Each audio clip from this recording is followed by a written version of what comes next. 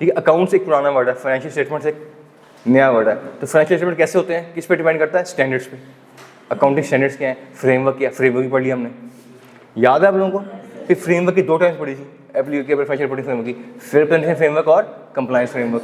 Fair presentation में auditor और accountant दोनों का हेडेक होता है कि true and fair picture achieve करें हम, जबकि कंप्लायंस फ्रेमवर्क में क्या होता है ऑब्जेक्टिव, कि सिर्फ जो भी फ्रेमवर्क है उसकी कंप्लायंस हो जाए। सारा पढ़ा हुआ, ठीक है। फिर हमने पढ़ा कि सिर्फ IFRS नहीं है, IFRS for small and medium size भी हैं, स्मॉल से स्टैंडर्ड्स के लिए भी हैं, NPO के लिए स्टैंडर्ड्स हैं। तो आपने देखा किस मुझ पे कौन से स्टैंडर्ड लगते हैं, मेरा फ्रेमवर्क क्या बनता है, वो आपको बताएगा फाइनेंशियल स्टेटमेंट्स क्या होंगे, याद रहेगा। जैसे स्मॉल साइज स्टैंडर्ड उसमें OCI वो नहीं मांगता, स्टेटमेंट ऑफ वो नहीं मांगता, समझ गए। आप जाके कहेंगे वो जी तो OCI नहीं बनाई हुई, हालांकि आपको पता होना चाहिए कि जिस स्टैंडर्ड के मुताबिक ये बने उस स्टैंडर्ड में OCI की रिक्वायरमेंट नहीं है, समझ गए। अच्छा आगे हैं जी। अच्छा ऑडिटर क्या करता है जी, auditor what he is looking for. अच्छा इस जो आपकी बुक है ना, इसने जेंडर डिस्क्रिमिनेशन की है थोड़ी सी, उसने ऑडिटर को ही बनाया, उसने कहा शी ऑडिटर हो ही नहीं सकती। तो हम ये नहीं करेंगे, हम जहाँ हमारा हम कोशिश होगी कि हम ही के साथ शी को भी लेके चलें। खैर आप लोग इसके खिलाफ एहतजाज कर सकती हैं, आप लोग कैनाल रोड ब्लॉक कर सकती हैं, आप लोग गाड़ियों के शीशे तोड़ सकते हैं, ठीक है। गुल्लू भट्ट फौत हो गया, उसकी मगफिरत करें, कुछ दिन पहले मेरा ख्याल। तो आपको नया कोई बंदा हायर करना पड़ेगा गाड़ियों के शीशे तोड़ने के लिए, ठीक है। अगर आपने शी का वर्ड ऐड करवाना है, हम करते रहेंगे, हम जेंडर डिस्क्रिमिनेशन नहीं करेंगे। अच्छा वेरी नेक्स्ट पैराग्राफ में वही 2 बातें करता है, एप्लीकेबल फाइनेंशियल रिपोर्टिंग फ्रेमवर्क, ठीक है, फेयर प्रेजेंटेशन फ्रेमवर्क, और वो सारी बातें कर रहा है। हमने इसे अगली बातें पढ़ी हुई हैं। फिर आगे कहता है फाइनेंशियल स्टेटमेंट्स क्या होते हैं, ठीक है। इसने सिर्फ बातें फाइनेंशियल स्टेटमेंट के होते हैं और 6 कॉन्टेंट्स के कंपोनेंट के हैं उसके। मैंने को क्या बताया कि फाइनेंशियल स्टेटमेंट किस पे डिपेंड करता है, स्टैंडर्ड क्या है, फ्रेमवर्क क्या है, कौन सा स्टैंडर्ड एप्लीकेबल है, कंपनी क्या है, ज्यूरिसडिक्शन क्या है, वहाँ के लोगों का कस्टम्स क्या हैं, कोर्ट के ऑर्डर्स क्या हैं, पढ़ा ना सर हमने, रेगुलेटर के नोटिफिकेशंस क्या हैं, उस पर डिपेंड करता है कि कंपोनेंट कितने होंगे। हमने इसे बेहतर पढ़ा हुआ, चले आगे। अच्छा आगे हैं, एप्लीकेबल फाइनेंशियल रिपोर्टिंग फ्रेमवर्क पढ़ने की जरूरत नहीं है। इसने क्या कहा है, सारी स्टोरी सुनाने के बाद की क्राइटेरिया होता है, इसके मुताबिक अकाउंट्स बनते हैं, लॉ भी होता है। नीचे कहता है जी लॉ, 2 बुलेट्स में लॉ भी हो सकता है, फाइनेंशियल रिपोर्टिंग स्टैंडर्ड भी हो सकते हैं। हमने भी ऐसे पढ़ा हुआ, हमने इसके अलावा 4-5 चीज़ों की लिस्ट और भी ऐड की हुई है, ठीक है। आप कंपेयर करते हैं ना आपने, हम क्या पढ़े बुक में क्या लिखा होगा, चलें आगे। अच्छा आगे 1.2 में कॉन्सेप्ट्स हैं, अकाउंटेबिलिटी, स्टीवर्डशिप और एजेंसी। हमने इसको क्या पढ़ा था कि कंपनी बनाने के लिए, बड़ा कोई प्रोजेक्ट बनाने के लिए पूल ऑफ फंड इकट्ठा होता है, पूल ऑफ, ये कौन करते हैं, मेंबर्स। मैं आप छोटी अपनी सेविंग इकट्ठी करके हम एक बड़ी फंडिंग कर लेते हैं। स्टारा केमिकल का यूनिट बनाना पड़े, फौजी फर्टिलाइजर के, लकी सीमेंट बनाना पड़े, मैं नहीं बना सकता, मेरे पास सिर्फ आइडिया है। मैं क्या करता हूँ, आप जैसे 10-12-15 हज़ार बंदे मिला लेता हूँ, छोटी सेविंग इकट्ठी करते हैं, बड़ा पूल ऑफ फंड इकट्ठा हो जाता है। ऐसे ही होता है ना, इसे हम क्या कहते हैं, मेंबर्स। अच्छा मेंबर्स क्या करते हैं, अपने में से कुछ लोग इलेक्ट कर लेते हैं, इलेक्शन होता है, पढ़ा होगा आप कॉर्पोरेट लॉ में, कंपनी एक्ट में, यहाँ भी पढ़ लेंगे, इलेक्शन ऑफ डायरेक्टर्स। तो वो अपने में से इलेक्ट कर लेते हैं, पहले डायरेक्टर अपॉइंट होते हैं, बाद के डायरेक्टर इलेक्ट होते हैं। कंपनी बनती है, पहले डायरेक्टर क्या होते हैं, अपॉइंट, बाद में इलेक्ट, ठीक है। तो इनको हम एग्जीक्यूटिव डायरेक्टर ही बोलते हैं। एग्जीक्यूटिव निकला एग्जीक्यूट से, काम करते हैं, प्रोडक्शन, मार्केटिंग, सेलिंग, आपकी प्रोक्योरमेंट, परचेजिंग, सब कुछ ये कार्य होते हैं, ठीक हो गया। अच्छा इसके ऊपर एक और बॉडी पढ़ी थी हमने, वो क्या होती है, दोज चार्ज विद गवर्नेंस। ये भी इन्हीं में से होते हैं, इन्हीं में से, लेकिन ये क्या होते हैं, इनका काम बिजनेस करना नहीं है, प्रोडक्शन करना, सेलिंग करना, मार्केटिंग करना। इनका काम क्या है, इनके ऊपर ओवरसाइट करना कि क्या कर रहे हैं, हमारे इंटरेस्ट में काम कर रहे हैं, समझ गए। इसको आपकी जो बुक है ना, इसको मैनेजमेंट का वर्ड यूज करती है। इसकी रिस्पॉन्सिबिलिटी है फाइनेंशियल स्टेटमेंट्स बनाना, ऑडिटर की रिस्पॉन्सिबिलिटी है उसको ऑडिट करना, समझ गए, पक्की बात है। अच्छा हमने ट्रस्ट किया था इन लोगों पे, अपने पैसे इनको दिए, अपने फंड इनको दिए, ऐसे ही किया ना हमने।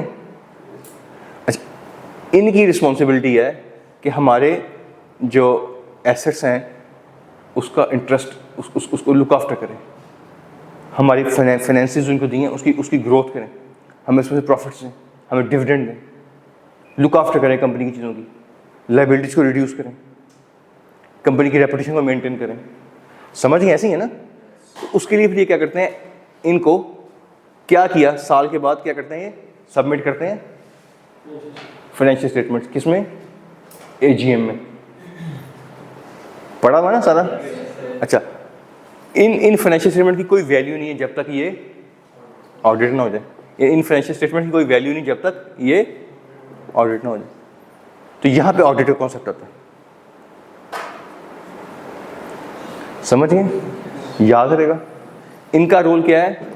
इनको गवर्न करना, देखना कि गलत तो नहीं कर रही है, जरूरत से ज़्यादा फंड तो नहीं ले गए यहाँ से, फंड सही जगह यूज़ कर रहे हैं। ये टूर पे जा रहे हैं तो भाई ज़रूरत है जाने की, क्यों जा रहे हैं, कितना खर्च करके आ रहे हैं, इनकी सैलरी कितनी होगी।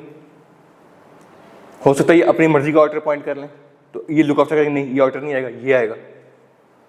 ऑडिटर की अपॉइंटमेंट के डिसीजन को चैलेंज कर देते हैं। समझ गए? इंटरनल ऑडिटर किसी मर्जी का आएगा, किसको रिपोर्ट करेगा, इस तरह की चीज़ों को ये लेके चल रहे होते हैं। समझ गए? अब यहाँ पे ये दो बातें आई हैं। अभी आप फॉर एग्जाम्पल हम 15,000 लोग हैं, हमने अपने में से 4 बंदों का बोर्ड सेलेक्ट कर लिया। अभी 4 बंदों का बोर्ड क्या कर रहा है? बिजनेस कर रहा है, ऐसे ही है। अच्छा, 4 बंदों के बोर्ड को रिप्रेजेंट कौन करता है? रिप्रेजेंटेटिव कौन होता है? Chief executive. Chief executive represent कर रहा होता है ना बोर्ड को, पढ़ा हुआ ना हमने। चीफ एग्जीक्यूटिव कह लें या चेयरमैन कह लें। एनजीओ जब आती है तो ये चेयरमैन का वर्ड प्रेसिडेंट बन जाता है, और बोर्ड ऑफ डायरेक्टर्स का वर्ड क्या बन जाता है? बोर्ड ऑफ ट्रस्टीज या बोर्ड ऑफ गवर्नेंस। समझ गए?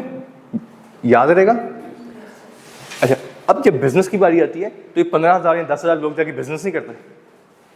बिजनेस कौन करता है? इनके बिहाफ पे ये, और बोर्ड के बिहाफ पे चीफ एग्जीक्यूटिव। ऐसी है ना, समझ आ रही बातें? अच्छा, बैंक से लोन लेना है तो 12,000 लोग जाएंगे बैंक में, या सेल करनी है, कोई सौदा करना है, 15,000 लोग इकट्ठे होकर जाएंगे बस करा के या बसें करा के? नहीं, ऐसे नहीं होगा। आपके बिहाफ पे बोर्ड, और बोर्ड के बिहाफ पे chief executive. Chief executive represent कर रहा है, उसका फादरली रोल होता है कंपनी में। ठीक है? तो यहाँ पे कॉन्सेप्ट आता है कि ये वर्क करते हैं एज ए, और ये काम करते हैं एज ए प्रिंसिपल। याद रहेगा? समझ गए?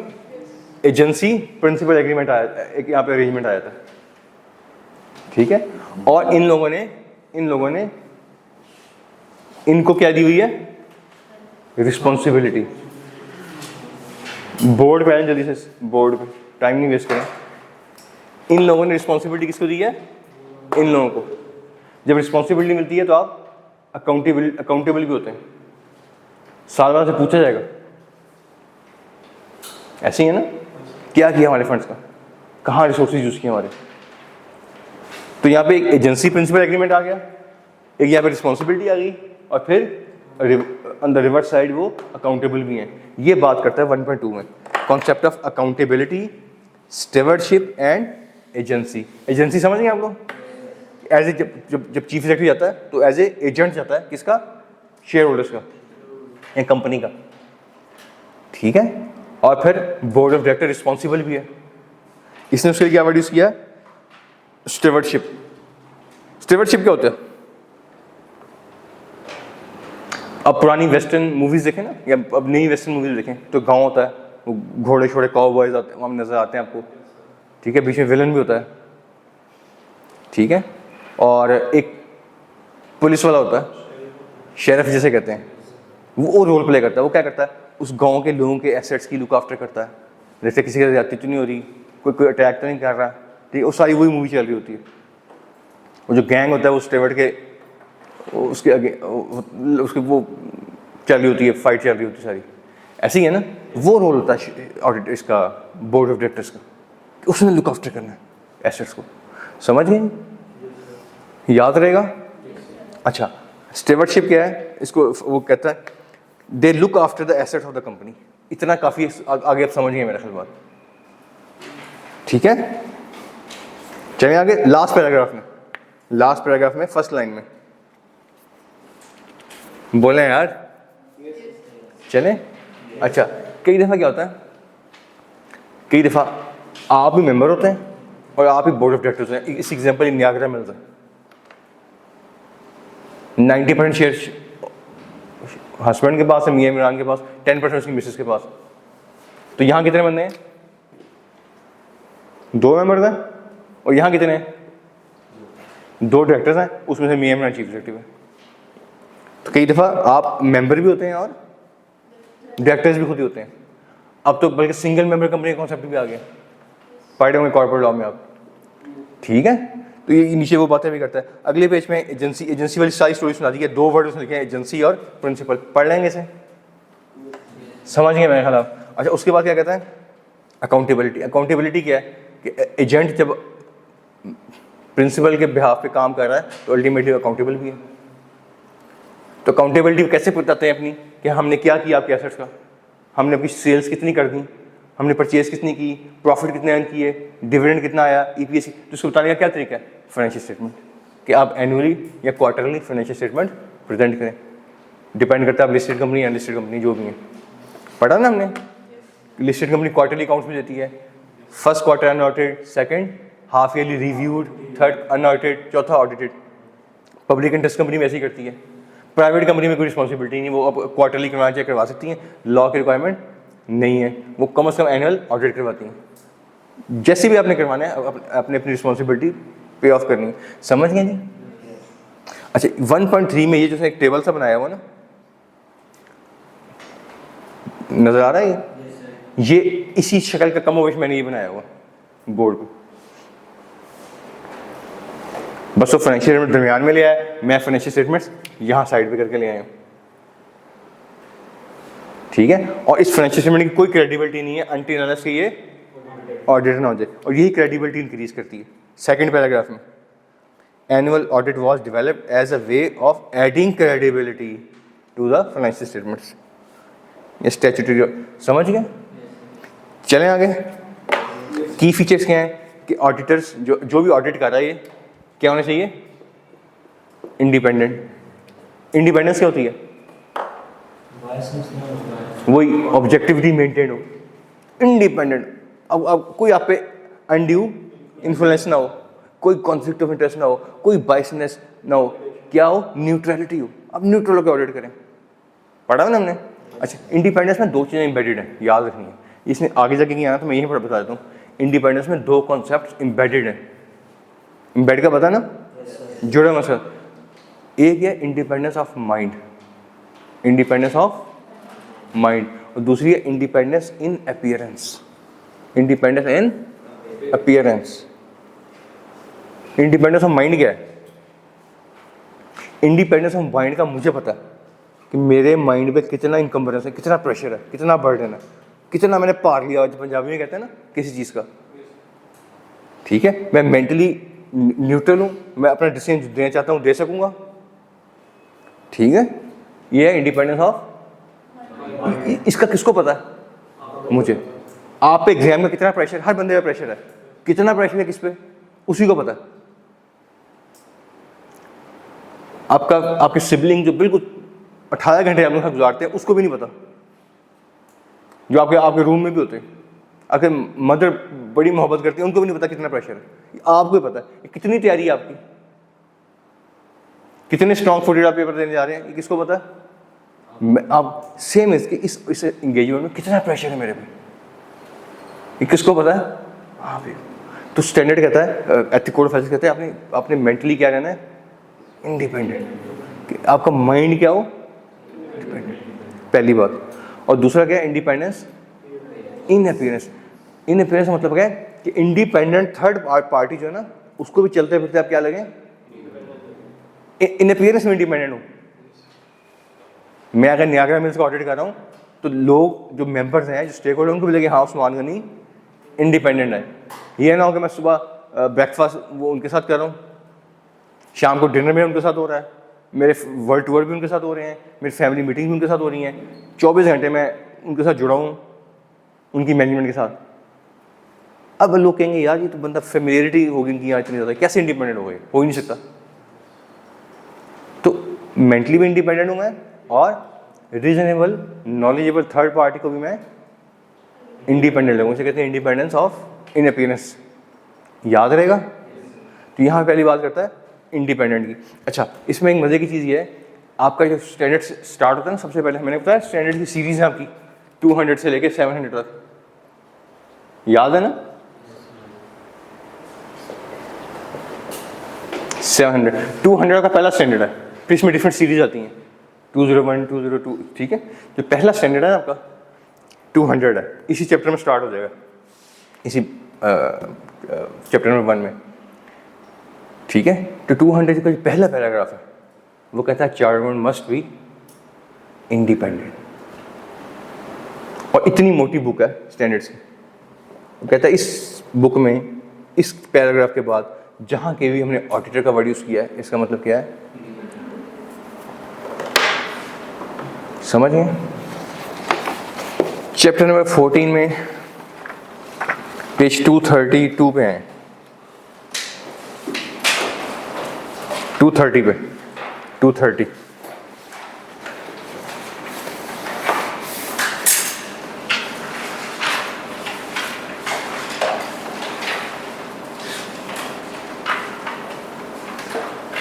230 पे आ गए जी। अच्छा, इसमें देखें हेडिंग क्या आ रही है, इंडिपेंडेंट ऑडिटर्स। हालांकि तो ऑब्वियस था, अंडरस्टूड था, ये ऑब्वियस चीज़ है ना, स्टैंडर्ड का जहाँ भी ऑडिटर लिखा हुआ है, खाली ऑडिटर रिपोर्ट भी चल सकता था काम, बात समझ आ रही थी। लेकिन स्टैंडर्ड ने क्या लिखवाया, क्योंकि ये रिपोर्ट कहाँ जा रही है, पब्लिक में, स्टेक होल्डर के पास आई, तो स्टेक होल्डर को एक्स्ट्रा एक एश्योरेंस मिलेगी यार ये बंदा इंडिपेंडेंट भी है, समझ गए? अच्छा, आगे सेकंड पैराग्राफ में give true and fair view, ये प्रेजेंटेड फेयरली, सुना मैंने वर्ड, सुने वर्ड लग रहे हैं सारे, ये मज़ा आ रहा है पढ़ने का, पुराने कॉन्सेप्ट लग रहे हैं। अच्छा, ट्रू एंड फेयर का मतलब क्या है, फेयर प्रेजेंटेशन फ्रेमवर्क है। अगर लिखा था in accordance with applicable financial reporting framework, इसका मतलब क्या था, कंप्लायंस फ्रेमवर्क, ऐसा पढ़ा हो ना हमने। अच्छा, जो है ना, जब हम ऑडिट रिपोर्ट देते हैं, हम कौन सी लेवल ऑफ एश्योरेंस देते हैं, रीजनेबल, हम एब्सोल्यूट लेवल ऑफ एश्योरेंस नहीं देते, ठीक है। अब रीजनेबल आपने एश्योरेंस पढ़ रहे हैं, आपने ऑडिट रिस्क भी पढ़ लिया है ना। ऑडिट रिस्क क्या होता है कि इनहेरेंट रिस्क होता है, आपने control system put in place किया, कंट्रोल सिस्टम फ्लॉप हो गया, गलतियों को डिटेक्ट करने में, करेक्ट करने में, प्रिवेंट करने में, ऐसी है ना गलतियाँ, मिसस्टेटमेंट्स आपकी फाइनेंशियल में आ रही हैं, और मैनेजमेंट कहती है हमारे अकाउंट ठीक है, बिल्कुल ये पढ़ा था ना हमने।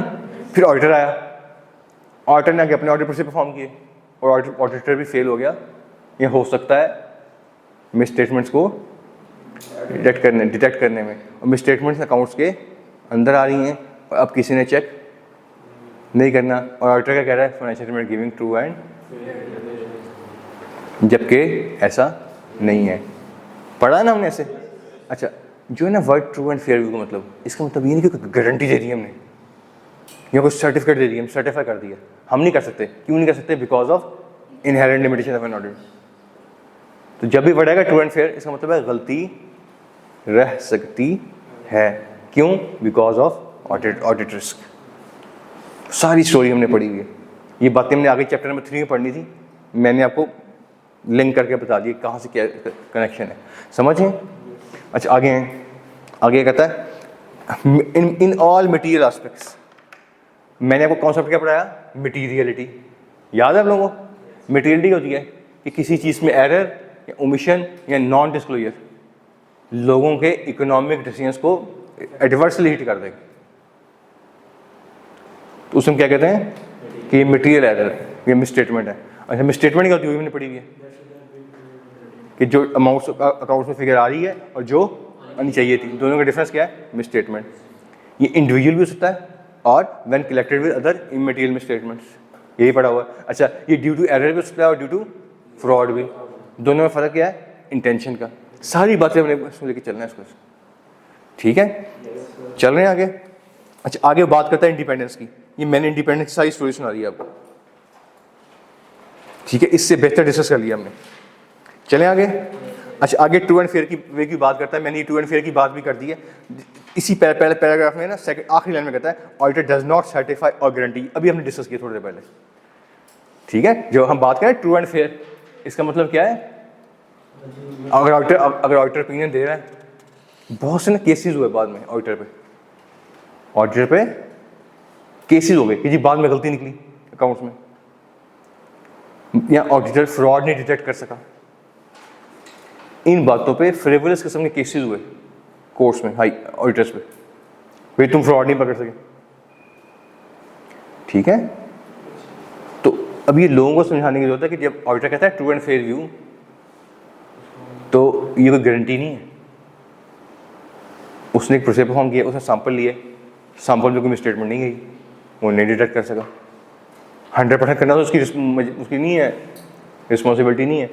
ये ऑडिटर क्या करने आया था? फाइनेंशियल स्टेटमेंट का ऑडिट करने, वो कोई फ्रॉड डिटेक्ट करने नहीं आया था।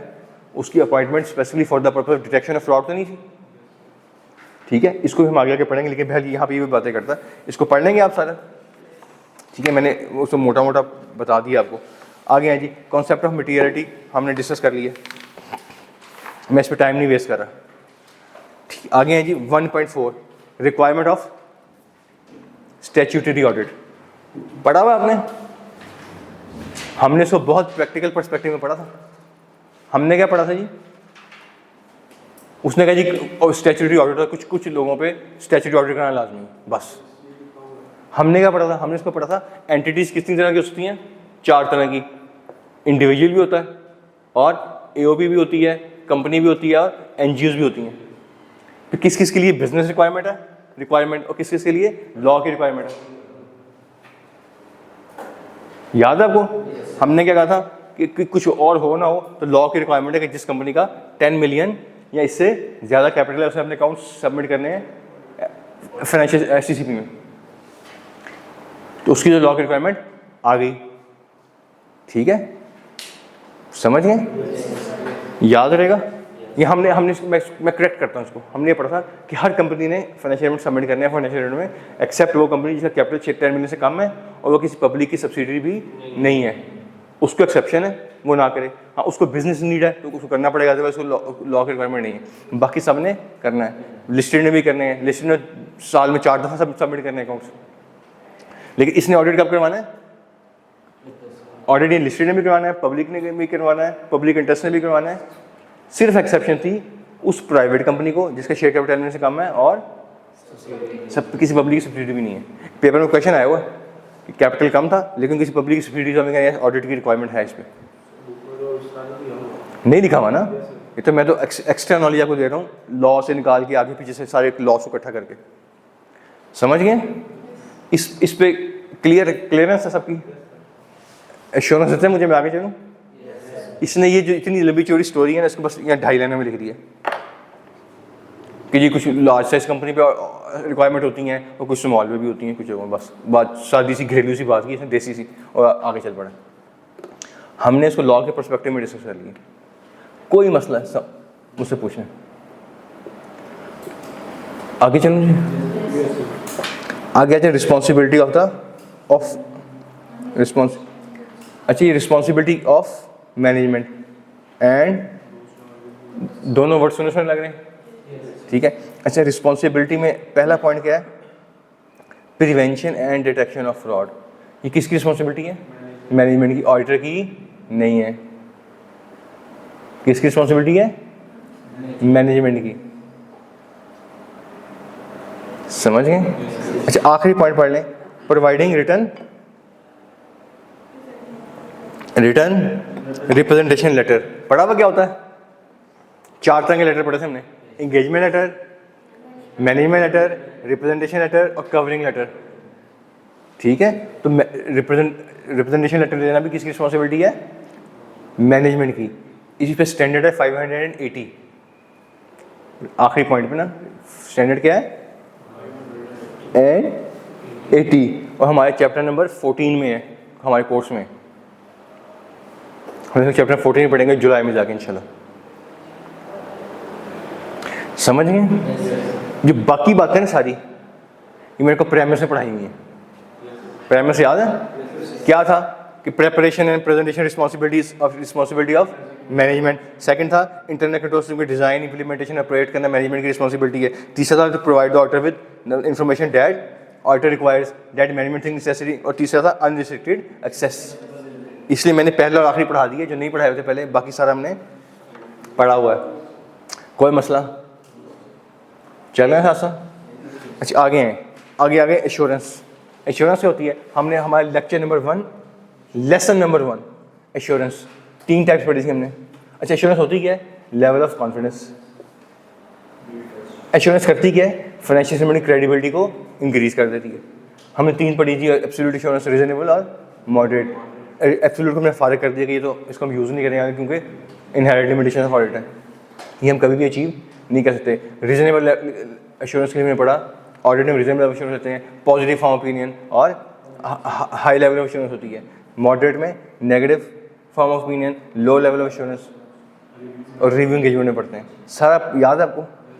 2.1 में सारा ये लिखा हुआ कि एश्योरेंस होती क्या है, ऑडिट क्या होता है, रिव्यू क्या होता है। फिर 2.2 में लेवल ऑफ एश्योरेंस क्या है, उसने एब्सोल्यूट को निकाल दिया और रीजनेबल को लेके चला है और लिमिटेड को लेके चला है। रीजनेबल कहता है a high but not absolute level of assurance, limited को कहता है अ मॉडरेट लेवल ऑफ एश्योरेंस। कहाँ कहाँ क्या कैसे करना है सारा हमने डिस्कस किया। वो कोई मसला? हमने जो लिखा हुआ है ना, इससे ज़्यादा बेहतर पढ़ा हुआ हमने। चलें जी। अच्छा आगे आए, assurance provided by the audit. Audit में कौन सी एश्योरेंस होती है जी? इसी पैराग्राफ के आखिरी लाइन में कहता है this is often refer to as reasonable level of assurance. होती क्या है? High but not absolute.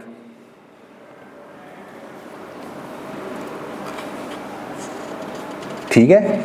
नीचे वो कहता है हम एब्सोल्यूट लेवल ऑफ एश्योरेंस क्यों नहीं ले सकते, तो कहते हैं इनहेरेंट लिमिटेशन ऑफ ऑडिट होती है। इससे निचले पैराग्राफ में, पेज नंबर 5 पे लास्ट पैराग्राफ में इनहेरेंट लिमिटेशन क्या सारी आपने पढ़ी है।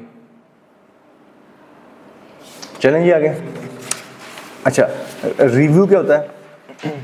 रिव्यू में हम नेगेटिव फॉर्म ऑफ ओपिनियन देते हैं और लो लेवल ऑफ एश्योरेंस है, नेगेटिव एश्योरेंस होती है। ठीक है, तो ये देखें पहले पैराग्राफ में ये बात कर रहा है।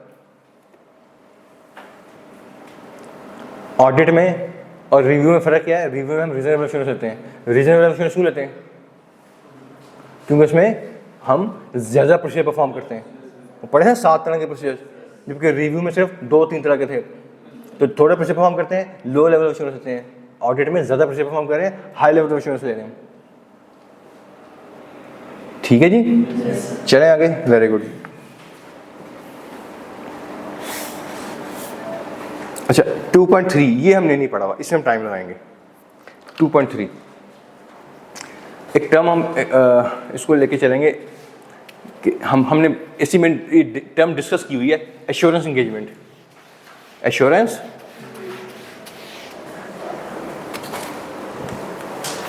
Assurance engagement.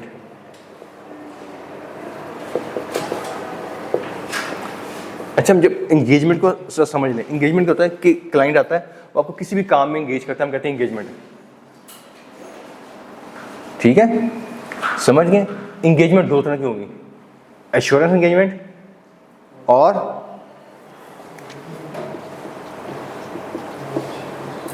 Non assurance. ये स्टैंडर्ड ने इसको पता कैसे डिस्कस किया नॉन एश्योरेंस को, कि जो एंगेजमेंट एश्योरेंस एंगेजमेंट नहीं है वो क्या है, मैं इसको डिस्कस नहीं कर रहा। समझ गया? ऑब्जेक्टिव क्या आपने देखना है, कोई भी एंगेजमेंट आती है आपके पास, आपने देखना है कि क्या ये एश्योरेंस है, अगर नहीं है तो क्या होगी, नॉन एश्योरेंस। अंडरस्टूड है? ठीक है, ये 5 कंडीशन है, 5 कंडीशन किसी एश्योरेंस किसी एंगेजमेंट में at one point of time इकट्ठी कितनी, 5 कैरेक्टरिस्टिक्स किसी एंगेजमेंट में होंगी तो हम क्या कहेंगे कि एश्योरेंस है। एक भी कम हुई तो नॉन एश्योरेंस। याद रखना इसको। ठीक है, सबसे पहला try party relationship. Try party relationship ये कहते हैं एक ट्रायंगल होती है, सुन लेना तो याद रहेगा आपको। एक मैनेजमेंट होती है, ऑडिटर होता है और स्टेक होल्डर्स होते हैं।